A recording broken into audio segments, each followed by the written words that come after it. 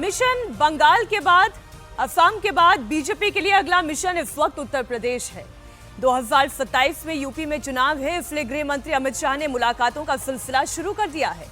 और जब बात उत्तर प्रदेश की होती है तो एक बात तो बड़ी साफ है कि योगी आदित्यनाथ की अगुवाई में ही चुनाव लड़ा जाएगा। दिल्ली और लखनऊ मिलकर चुनाव लड़ेंगे।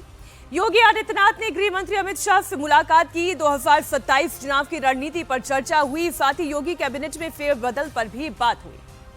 अमित शाह ने मुख्यमंत्री योगी को यूपी कैबिनेट के विभागों में फेरबदल के लिए फ्री हैंड दे दिया है। किसे कौन सा मंत्रालय दिया जाएगा, अमित शाह और योगी की मुलाकात में यह तय हो गया है। आपको बता दें कि 10 मई को योगी कैबिनेट का विस्तार हुआ है। 8 नए मंत्रियों ने शपथ ली है। योगी सरकार में मंत्रियों का कोटा फुल हो चुका है।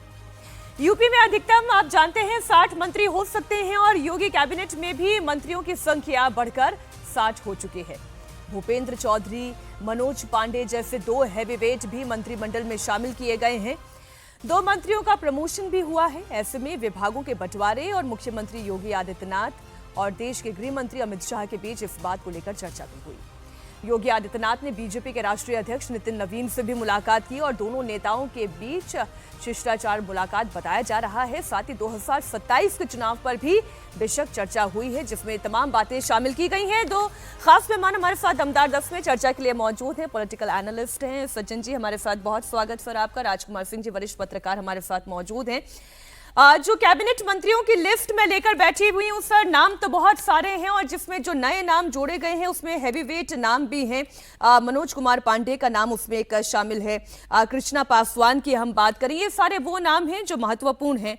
मंत्रिमंडल में फेरबदल से पहले चर्चा इस बात की होनी चाहिए कि किस तरह से उत्तर प्रदेश के मुख्यमंत्री योगी आदित्यनाथ को फ्री हैंड दिया गया है। पहली बात तो साफ है कि उनके नेतृत्व में चुनाव लड़ा जाएगा और उनकी ताकत पर दिल्ली और लखनऊ के सामंजस्य के साथ ये चुनाव होगा। देखिए, एक सबसे पॉजिटिव बात बीजेपी के नज़रिए से देखें तो ये है कि यूपी में पिछले 2 साल से कम दिल्ली और लखनऊ के बीच एक अंतर्द्वंद या टकराव की बात कही जा रही थी, वो पटाक्षेप हो गया है उन अटकलों का। मुख्यमंत्री योगी आदित्यनाथ को फ्री हैंड दे दिया गया है। फ्री हैंड का मतलब यह नहीं है कि वो दिल्ली को विश्वास में लिए बिना कुछ कर रहे हैं, चाहे वो हाल का मंत्रिमंडल विस्तार हो या इससे पहले जो प्रदेश अध्यक्ष की नियुक्ति हुई वो हो। तो कहीं ना कहीं लखनऊ और दिल्ली दोनों एक मत होकर के फैसले ले रहे हैं। ये बीजेपी के लिए बड़े संतोष की बात है और रिलैक्स होने वाली बात है। वो इसलिए कि 2024 के लोकसभा चुनाव में जो बीजेपी को झटका लगा और अखिलेश यादव जिसको एक बड़ी उपलब्धि अपनी राजनीतिक मानते हैं, है भी, कि अब बीजेपी के हार्टलैंड में बीजेपी को अगर हाफ कर देते हैं ऑलमोस्ट लोकसभा सीटों पर, यूपी की बात कर रहा हूँ मैं खासकर, तो बड़ी सफलता है। लेकिन उसमें अखिलेश यादव और कांग्रेस के गठबंधन या पीडीए के फॉर्मूला या संविधान बचाओ अभियान से बड़ा योगदान मेरा मानना है कि बीजेपी के अंदर जिस तरह का एक अंतर्द्वंद चल रहा था उसकी बड़ी भूमिका रही। तो बीजेपी ने उस आंतरिक संकट को हल कर लिया है, ये बड़ा सकारात्मक संकेत है। अब जो मंत्रिमंडल की आपने बात कही, भूपेंद्र चौधरी पहले भी सर मैं आऊंगी मंत्रिमंडल पर, लेकिन जो आपने कहा कि पटाक्षेप हो चुका है, योगी आदित्यनाथ के पास पूरी ताकत है, दिल्ली के साथ पूरा सामंजस्य है, लेकिन अखिलेश यादव अभी भी मौका ढूंढ रहे हैं। अभी जब मैं बस सवाल पूछ ही रही थी तब तक मैंने अखिलेश यादव का एक पोस्ट देखा। अब वो जो कह रहे हैं मैं जरा दर्शकों के सामने पढ़कर बता देती हूं, क्योंकि अखिलेश यादव एक बार फिर से सरकार पर आरोप लगा रहे हैं और केवल सरकार पर ही नहीं, वो तो दिल्ली तक की बात कर रहे हैं। वो ये कह रहे हैं कि उत्तर प्रदेश में मंत्रियों के नाम के बाद अब क्या उन्हें विभागों की पर्ची भी ऊपर से आएगी। मंत्रालयों के बंटवारे की देरी की असली वजह सिर्फ ये है कि मंत्रालय विभाग की कमीशन कमाई के बंटवारे के डबल इंजन आपस में टकरा रहे हैं। दीर्घ प्रतीक्षा के बाद जो नए मंत्री बने हैं वो बेचारे तो बस दर्शक दीर्घा में बैठकर गेंद को इधर उधर आते जाते हुए देख रहे हैं। भाजपाई डबल इंजन बाकी मंत्रियों को सब डिब्बा कर देती। तो पहले तो इसी पर बात हो जाए। जो बात इस तस्वीर से साफ होती है कि गृह मंत्री अमित शाह और उत्तर प्रदेश के मुख्यमंत्री योगी आदित्यनाथ के बीच में गजब की ट्यूनिंग और सामंजस्य दिखाई दे रहा है। लेकिन अखिलेश यादव इसमें भी एक जाइब ले रहे हैं। वो कह रहे हैं कि पर्ची ऊपर से आएगी। नहीं, देखिए अभी अखिलेश यादव जी का पूरा तरीका देखें तो ऐसा लगता है कि वो स्ट्रीट टू स्ट्रीट जाके राजनीति करने की बजाय, डोर टू डोर जाके कनेक्ट करने के बजाय चुटकी लेने वाले अंदाज में आ गए हैं। पिछले आप 5 सालों में देखें, अखिलेश यादव का पब्लिक से और नेताओं से छोड़िए, जो पत्रकार उनसे प्रश्न पूछते हैं वहाँ भी वो चुटकी लेना शुरू करते हैं। तो ये भी उसी स्ट्रेटजी का एक तरीका है। उन्हें लगता है कि शायद इससे मीडिया की सुर्खियों से वो कुछ वोट हासिल कर लेंगे या कमबैक हो जाएगा। जहां तक इस संदर्भ का बात है उनके ट्वीट का, आप देखिए, कम से कम किसी और मुख्यमंत्री के बारे में आप कहें कि केंद्र का वहां ज्यादा प्रभाव है, कम है, उत्तर प्रदेश के संदर्भ में और योगी आदित्यनाथ के संदर्भ में ये कहना कि ये सरकार केंद्र से संचालित हो रही है या उसके निर्देश से चल रही है, ये बिल्कुल ही गलत है। क्योंकि लोगों का जो अभी राजकुमार सिंह सर जी ने कहा भी कि 3-4 साल से जो अंतर्द्वंद है वो कहानी है, ऐसे में ये बिल्कुल ही सच्चाई से विमुख है। सबसे बड़ी बात ये देखिए कि उत्तर प्रदेश और दिल्ली, लोग कहते भी हैं कि दिल्ली का रास्ता लखनऊ होके जाता है जी। 80 सीटों की कवायद है यूपी की, उसमें योगी आदित्यनाथ जैसा मुख्यमंत्री, 24 का संदर्भ एक अलग जगह है, लेकिन फिर भी आप देखें कि 2029 की तैयारी हो, उसके लिए 27 को मजबूती से बांधना योगी आदित्यनाथ और केंद्रीय नेतृत्व दोनों के लिए जरूरी है। इसमें कोई विकल्प नहीं है कि आप एक को हटा के दूसरे को आगे बढ़ाएंगे। तो तमाम मतभेद हो, जो कुछ भी हो, इतनी बड़ी हेजेमोनिक पार्टी है तो होना स्वाभाविक है, और स्ट्रॉन्ग पर्सनैलिटीज होते हैं तो डिफरेंसेस तो होते रहे हैं। लेकिन हाल के महीनों में आप देखिए जिस तरीके से मुलाकातें रही है और बीजेपी ने जिस तरीके से असम में और बंगाल में जीत दर्ज की है, तो इतना तो समझ में आ ही रहा है कि जो गृह मंत्री अमित शाह और उत्तर प्रदेश के मुख्यमंत्री योगी आदित्यनाथ के बीच में तारतम्य है वो पहले से बहुत बहुत बहुत बेहतर है, और योगी आदित्यनाथ के नेतृत्व में ही चुनाव लड़ा जाएगा। और जो अखिलेश यादव करने की कोशिश कर रहे हैं, वो जो आपने कहा एक चुटकी लेने की कोशिश कर रहे हैं। मैं मंत्रिमंडल पर आ जाती हूँ। मंत्रिमंडल की अगर मैं तस्वीर देखती हूँ, जो हैवी वेट, अब राजकुमार जी जो बात आप कह रहे थे, इसमें भूपेंद्र चौधरी की अगर बात की जाए तो कैबिनेट मंत्री हैं और भाजपा के पूर्व प्रदेश अध्यक्ष और प्रमुख जाट चेहरे हैं। इन्हें शामिल करके पश्चिमी उत्तर प्रदेश हो, चाहे जाट समुदाय हो, वो किसानों के बीच में पार्टी की पकड़ मजबूत हो, ये प्रयास किया जा रहा है। तो एक एक करके उन बड़े नामों की बात हम कर लेते हैं। निश्चित रूप से भूपेंद्र चौधरी बहुत उपयोगी हैं बीजेपी के लिए, खासकर पश्चिमी उत्तर प्रदेश की राजनीति में। ये ठीक है कि जयंत चौधरी के आरएलडी के साथ बीजेपी का अलायंस है और जयंत चौधरी केंद्र सरकार में राज्य मंत्री भी हैं, लेकिन बीजेपी का अपना जनाधार रहा है और वेस्टर्न यूपी में वो जनाधार लगातार मजबूत हुआ है। इवन जाट समुदाय की बात करें तो उसमें भी बड़ा समर्थन बीजेपी को मिलता रहा है। तो एक संदेश वो देने की कोशिश की गई है कि वेस्टर्न यूपी में कोई उनकी जो विनिंग कॉम्बिनेशन है उसको डिस्टर्ब न कर सके। मनोज पांडे के जरिए ब्राह्मण समुदाय को एक बड़ा मैसेज देने की कोशिश की गई है, समीकरण साधा गया। और दूसरे भी अब उम्मीदवार अगर देखें जो मंत्री बनाए गए हैं, तो ब्रॉडरली अगर आप देखेंगे तो अखिलेश यादव जो पीडीए का जो समीकरण बना रहे थे, वो जो नारा गढ़ रहे थे, उसको कहीं ना कहीं पंचर करने की कोशिश है। और वो जरूरी इसलिए है कि देखिए यूपी हो बिहार हो, ठीक है, नतीजे बीजेपी के बहुत अनुकूल आते रहे, शायद 19 से ज़्यादा आते रहे, लेकिन सामाजिक समीकरण को साधे बिना बात नहीं बनती यूपी में खास तौर पर, और बिहार में भी। आप देखें जिन पार्टियों का एक भी सांसद नहीं है या एक ही सांसद है, उनके साथ भी आपको अलायंस करना पड़ता है 2-2 सीटों 4-4 सीटों के लिए, क्योंकि उनका एक वोट बैंक है, किसी का 1.5% है, किसी का 2% है, किसी का 3% है। और जब इतना क्लोज कंटेस्ट होता है और तो वो 1-2% वोट भी मायने रखता है। तो बीजेपी की कोशिश अपने सामाजिक समीकरण को, और वो मुझे इनके मंत्रिमंडल में दिखाई दे रही है। अब रीशफल में अब किसको कौन सा मंत्रालय मिलता है वो तो देखने वाली बात होगी। कैलाश सिंह राजपूत हो, वो प्रभावशाली लोधी समाज का प्रतिनिधित्व करते हैं। सुरेंद्र दिलेर हो, वो दलित समाज वाल्मीकि समाज का प्रतिनिधित्व करते हैं। तो हंसराज विश्वकर्मा हो, वो तो वाराणसी से ही एमएलसी हैं और प्रधानमंत्री नरेंद्र मोदी के भी करीबी माने जाते हैं। तो नाम क्योंकि बहुत सारे हैं और पीडीए की कार्ड, जैसा कि राजकुमार जी भी कह रहे थे, वो भी निकालने की कोशिश भारतीय जनता पार्टी ने कर ली है। इधर प्रधानमंत्री नरेंद्र मोदी आज से 5 देशों का दौरा शुरू कर रहे हैं। प्रधानमंत्री मोदी सबसे पहले यूएई जा रहे हैं। वे यूएई के लिए रवाना हो गए हैं।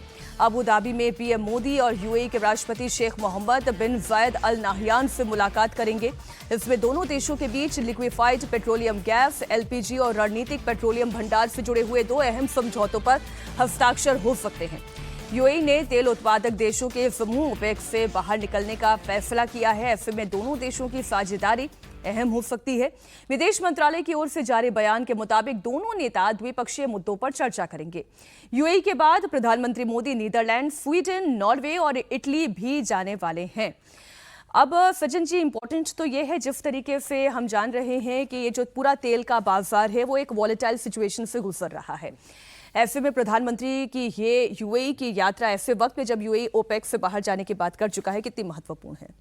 देखिए, बहुत महत्वपूर्ण है। और इस संदर्भ में भी देखिए कि प्रधानमंत्री ने 13 तारीख को जो अपील की ऑस्टेरिटी मेजर्स की, वो दिखाता है कि जो अभी वैश्विक संकट है, अमेरिका के राष्ट्रपति हैं और उनकी जो नीति है और ईरान के साथ लड़ाई के कारण पूरी की पूरी सप्लाई चेन जिस तरीके से डिसरप्ट हुई है, उसमें आप देखें कि ऑलरेडी हमारे पास ये संकट ये है कि जो पेट्रोलियम कंपनियां हैं उनकी प्रोक्योरमेंट प्राइस जो है वो काफ़ी बढ़ गई है, क्योंकि पर बैरल क्रूड ऑयल देखें तो 100 से $125 के करीब जा रहा है, जबकि पिछले कई साल से प्राइसेस आपकी फिक्स्ड है। तो जब आप जो बेच रहे हैं उसमें बढ़ोतरी नहीं है और प्रोक्योरमेंट आपका खरीदने का दाम बढ़ गया है, तो ये कंपनियां ऑलरेडी घाटे में चल रही थी। ऐसे में आपको दो चीज़ों की ज़रूरत थी, एक जो अभी प्राइस बढ़ा, और दूसरा ये कि आप अपने एनर्जी सिक्योरिटी को और सप्लाई चेन को सिक्योर करें।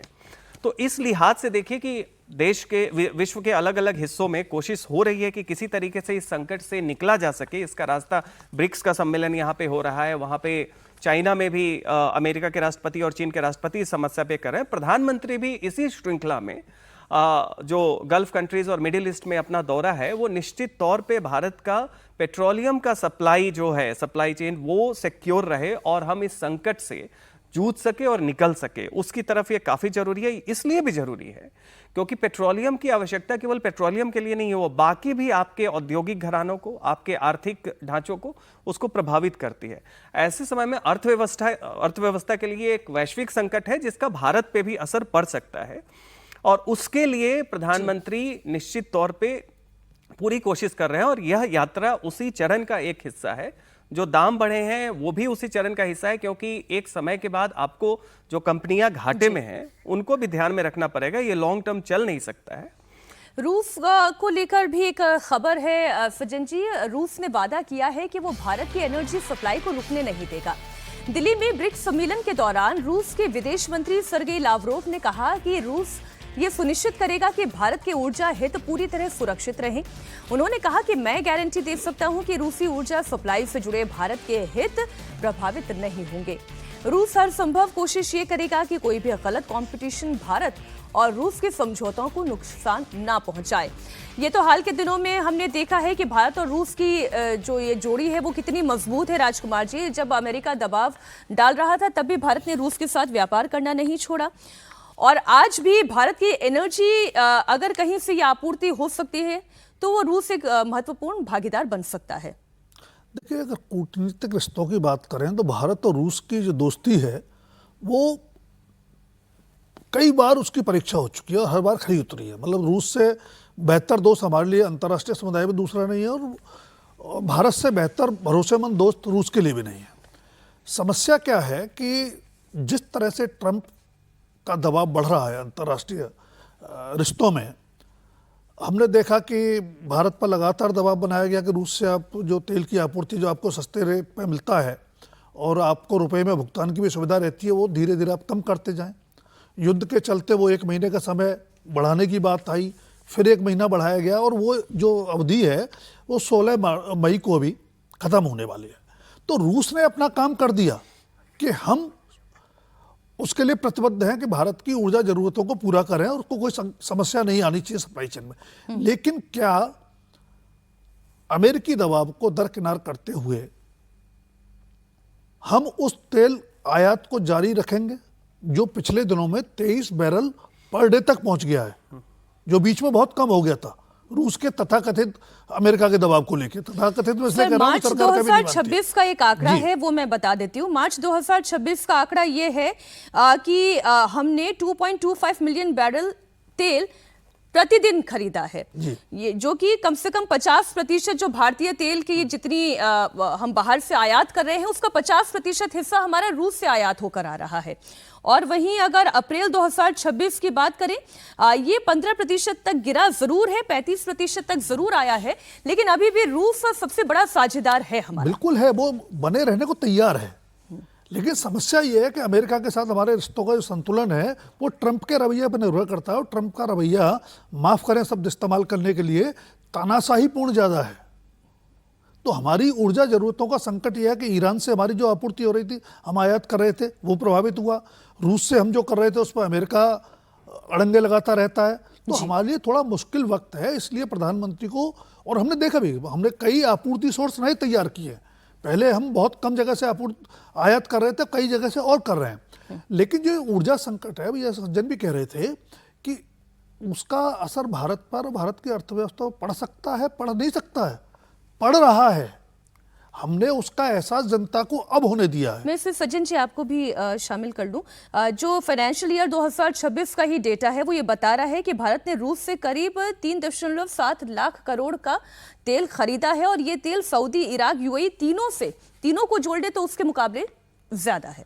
ज़्यादा भी है और कॉम्पिटिटिव प्राइसिंग भी है। ये भी ध्यान रखिए कि रूस के साथ जो आपका सौदा है वो अन्य जो स्रोत हैं आपके पास उसके मुकाबले ज़्यादा कॉम्पिटिटिव है। कहने का मतलब है कि आपको थोड़ा सस्ते प्राइस पे मिलता है। कारण यह है कि सामरिक तरीके से देखिए, रूस आपके डिफेंस और एनर्जी सिक्योरिटी दोनों के लिए एक रिलायबल पार्टनर है, और रिलायबल के साथ साथ वो आपको ये स्पेस भी देता है कि जो प्राइसिंग आप बाकी जगह से ले रहे हैं उसके तुलना में वो मिले। और जैसा कि अभी बता रहे थे कि निश्चित तौर पे जो अमेरिकी दबाव भारत के ऊपर है, तो दो कारण से, एक, धारणा में इसका काउंटर होना चाहिए, लेकिन साथ ही साथ व्यवहारिकता में आपको और भी स्रोत इसलिए ढूंढना है क्योंकि जिस तरीके से अभी विश्व आर्थिक और एनर्जी सिक्योरिटी प्रभावित हो रही है, वैसे में आपको अपने सोर्स डाइवर्सिफाई करने ही होंगे। और प्रधानमंत्री का जो दौरे की बात हम लोग कर रहे थे वो उसी मुहिम का हिस्सा है। ऑलरेडी ईरान वॉर के कारण क्या हो रहा है कि मिडिल ईस्ट की बहुत सारी जो तेल उत्पादक देश हैं वो काफी हद तक इससे प्रभावित है, लेकिन इन सारे समीकरण में रूस की सेंट्रलिटी कि सबसे रिलायबल पार्टनर होने का उसका जो एक परसेप्शन है वो स्ट्रेटेजिक लेवल पे भी, और भारत में आप सामाजिक तौर पे भी देखें, धारणा में भी हम लोगों को लगता है कि जब रूस से हमारा लेन देन हो रहा है तो उस पर एक विश्वास रहता है कि वहां उच्छृंखलता नहीं है। और वो जिस डिस्काउंट की आप बात कर रहे थे, यूएस यूरल्स क्रूड ब्रेंट से $1 से $4 सस्ता जो है वो भारत को मिल रहा है, और युद्ध के बाद तो $30 से $40 प्रति बैरल तक की छूट वो भारत को मिल रही थी। तो ये भारत और रूस का रिश्ता है, लेकिन युद्ध का इफेक्ट है, और वो केवल रूस पर, चीन पर, अमेरिका, इजराइल, इन देशों पर नहीं है, खाड़ी के देशों पर नहीं है, वो भारत तक भी इफेक्ट दिखाई दे रहा है। और युद्ध का इफेक्ट ऐसा है कि वो घर घर तक पहुंचा है। आम लोगों को आज सुबह एक झटका जरूर लगा। देश भर में पेट्रोल और डीजल के दाम बढ़े, प्रति लीटर 3 रुपए तक महंगा हुआ। सीएनजी भी 2 रुपए प्रति किलो महंगी हो गई है।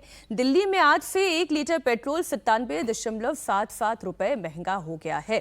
पहले ये 94 रुपए 77 पैसे था, और इसी तरह दिल्ली में भी 1 लीटर डीजल का दाम 90 रुपए 67 पैसे महंगा हो गया है।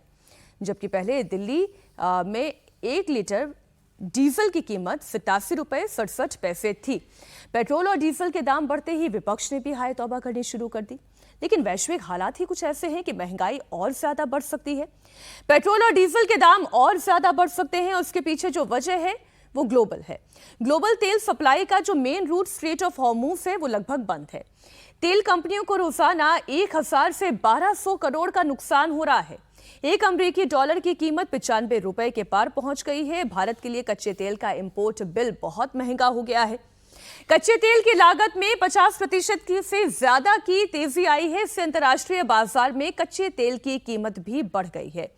दुनिया भर में एनर्जी सप्लाई पर इसका भारी असर दिखाई दे रहा है। स्ट्रेट ऑफ हॉर्मुज से दुनिया भर की 20% एनर्जी सप्लाई होती है। भारत अपनी एनर्जी नीड्स का 85 से 90% तक ऑयल और गैस इंपोर्ट करता है। $135 बिलियन कच्चे तेल के इंपोर्ट पर खर्च होता है, और इसका असर हमारे फॉरेन रिजर्व पर भी पड़ रहा है क्योंकि हमारा इंपोर्ट बिल बढ़ गया है। सरकारी तेल मार्केटिंग कंपनियों को पेट्रोल, डीजल और एलपीजी पर हर महीने कुल मिलाकर लगभग 30,000 करोड़ का नुकसान हो रहा है।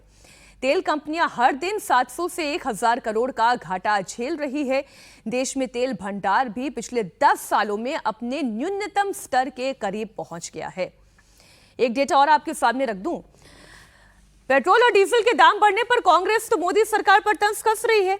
कांग्रेस सोशल मीडिया पर पोस्ट भी कर रही है कि महंगाई मैन मोदी ने फिर से जनता पर हंटर चलाया। पेट्रोल और डीजल के दाम 3-3 रुपए बढ़ा दिए, सीएनजी के दाम भी 2 रुपए बढ़ा दिए। चुनाव खत्म होती मोदी की वसूली शुरू हो गई है। लेकिन सच्चाई मैंने आपके सामने रख दी। बड़ी सच्चाई यह है कि एक डेटा यह कहता है कि पिछले साल जितना मुनाफा भारत की पेट्रोलियम कंपनियों ने बनाया था, इस साल में 3 महीने के अंदर अंदर वैश्विक परिस्थितियों की वजह से उन्हें नुकसान में उन्होंने गंवा दिया है।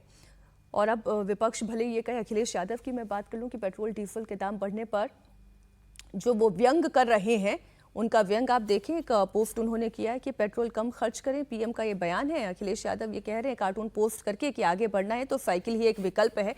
उसमें भी वो राजनीति ढूंढ ले रहे हैं। लेकिन हकीकत तो ये ना राजकुमार जी, आप साइकिल से चलने की बात करें, ठीक है, साइकिल स्वास्थ्य के लिए अच्छी होती है, हम भी कहते हैं साइकिल से चलो, लेकिन ये राजनीतिक व्यंग है, जबकि आप जानते हैं कि पेट्रोलियम कंपनियों को कितना घाटा हो रहा है।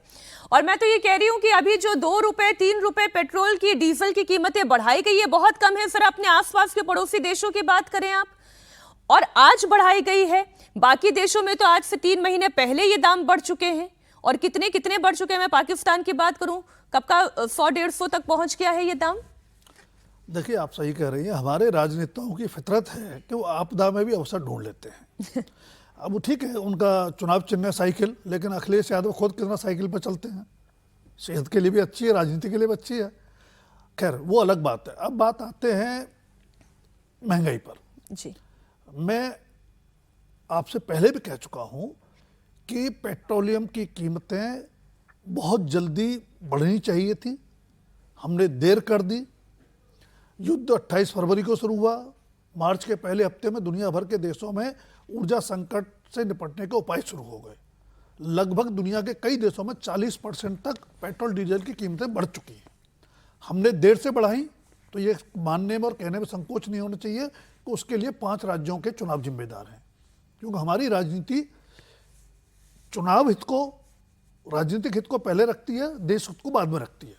दूसरी बात, अभी तो 3 रुपये बढ़े हैं।